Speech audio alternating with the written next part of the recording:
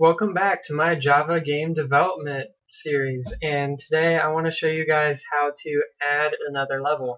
Even though we already have a tutorial that kind of covers how to do this, I just want to recover it real quickly because there's a lot of things that we've added since then, and I want to make sure you guys don't end up forgetting something and getting frustrated and giving up. But there's a lot of things we got to get done to add another level. So the first thing we want to do is you need an image map for your level.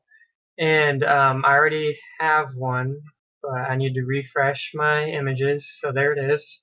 It's called another map.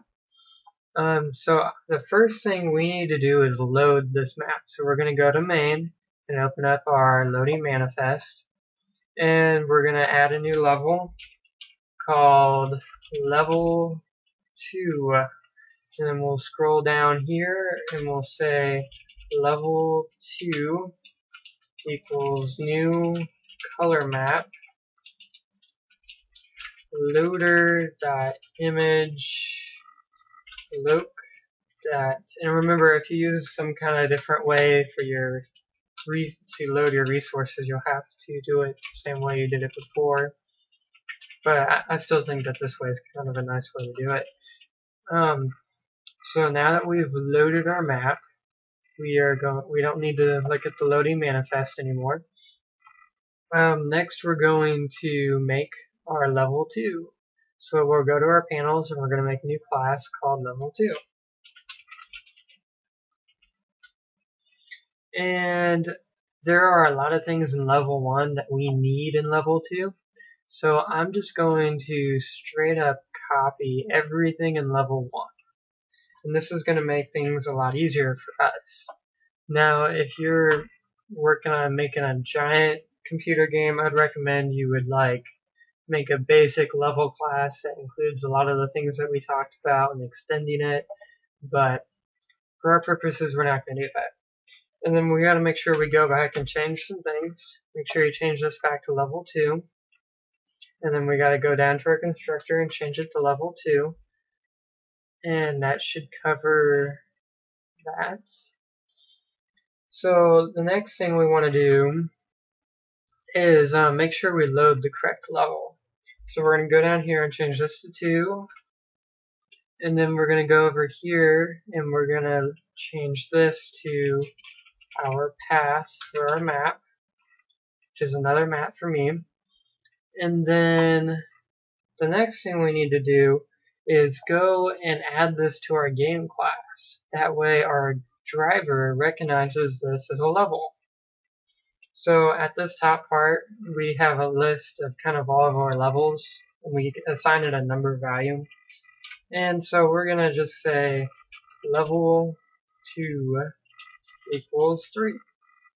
And then make sure you come down to this for loop, and you change this 3 to a 4, because you need to make sure that this loop iterates for every level that you have. And since we have 4 different panels here, we need to have a 4 here.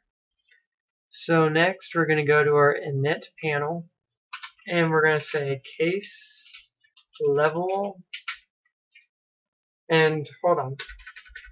Right now Java is not recognizing these variables as constants, so we're going to say public static final, because this makes life so much easier to have those as constants. So in case of level 2 colon panels.add to the level 2 position, new level 2, and then we need to cast this into a driver. And then don't forget your break statement, because that's extremely important. So that's what we need to do for our game class. So we're going to save and we're going to close that since we don't need it anymore. And then we need to update level 2 a little bit, because there's still a few things from level 1 that we haven't changed. Like in our death alarm, when we die, we're restarting level 1, which really since we're on level 2, we want to make sure they restart level 2. So we need to change that. Is there anything else? I want to say that's it, but knowing me, it probably isn't. So we'll come back to that probably. So now we need to make some sort of object for the player to collide with to take him to the next level.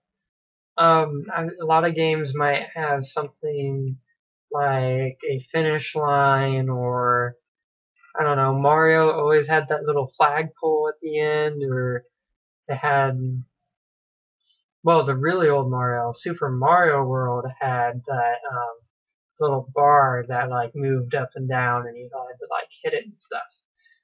For us, I don't think we're gonna get too complicated with that. We're gonna keep it very simple. For you, you should get really creative with it. Come up with something interesting.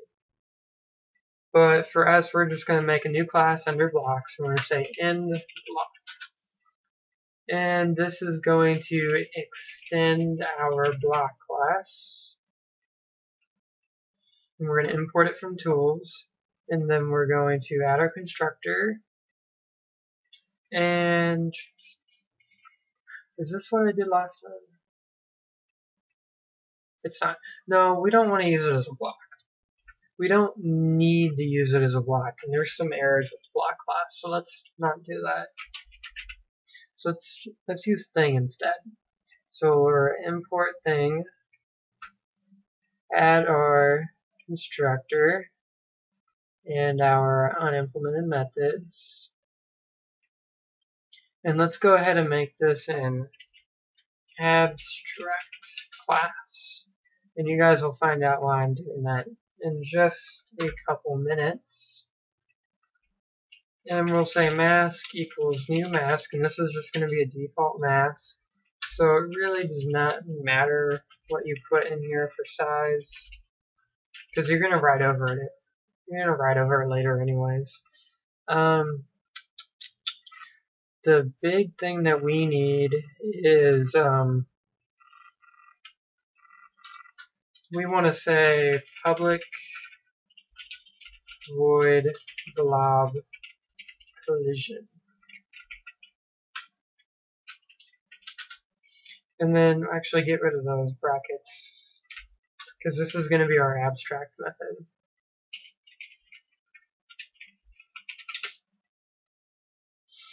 Okay.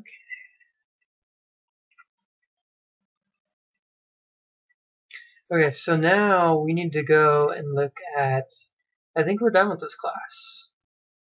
I might be wrong, but I think we're done with that one. We're going to go back to blob, and we're going to go down here to where we handle all of our collisions.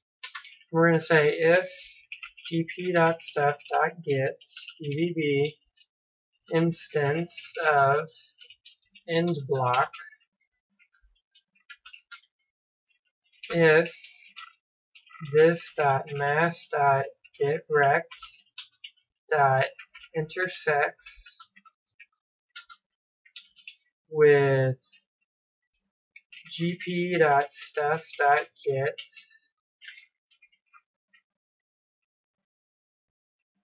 hold on, I think I did this a little differently. No, this will be fine. This will work just fine. I did do it differently, but this should work just as well. .mask.intersects. Sorry, not intersects. What am I doing? I was going to do this differently, but since we didn't extend the block class, I think this does make it a little bit easier. Instead, we're going to say this.mask.collides with gp.stuff.get EVB.mask. And so it really is just like the other ones. Make sure you import your end block and don't make the same mistakes that I did, forgetting parentheses and stuff. And then we're just going to cast it into an end block. And we'll say gp.stuff.get get EDB blob collision. There we go. So that is all we need to do for the blob, I think. So we'll X out of the blob, and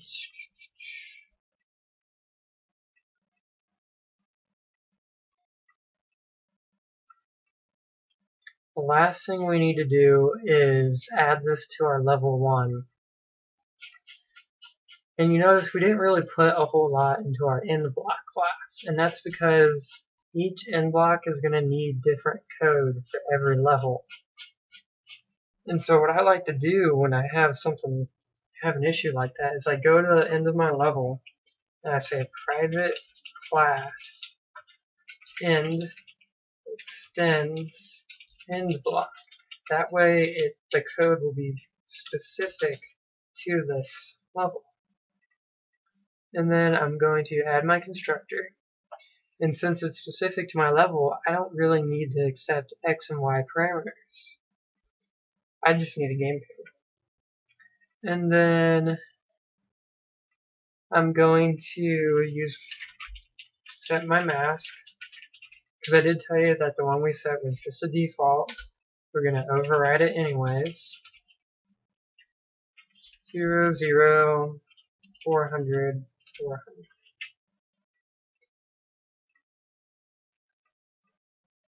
And then we'll go down here to, we're going to override our blob collision. And when we collide with our blob, we're going to say game.startSplash game, and then game.level2. And then since I don't have an image assigned to my end block, which I recommend you guys get one, I'm gonna override the render, and I'm just gonna draw a red rectangle around my end block. That way when we are testing this, we can see it and we know when we collide with it. So I'm gonna say g.setColor and do a red color.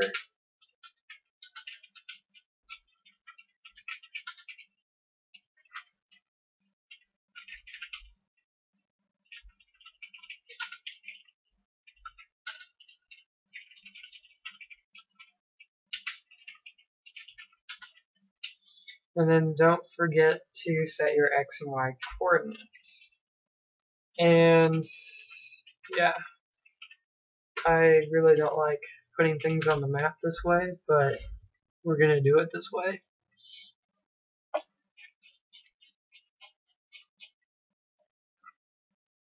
So there you go. The last thing we need to do is go up to our constructor, and we are going to add a new end. And the only thing we need to pass in is our game panel. So let's run and test this.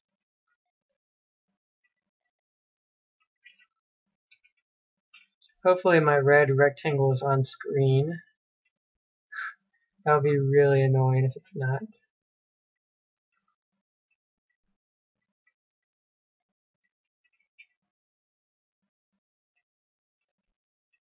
There it is. There's my little red rectangle, which if you're using an image, there'll be an image there. And let's go ahead and hit it. And look, it takes me to my second level. And so now I have another level. And, you know, you can do this. You can have tons and tons of levels. It's not going to affect your game in any way. But this is all I wanted to cover in this tutorial. So if you guys like my videos, make sure you subscribe so you can watch more, and then comment so I can get some feedback on how I'm making these videos. Other than that, thanks for watching, and I'll see you guys next time.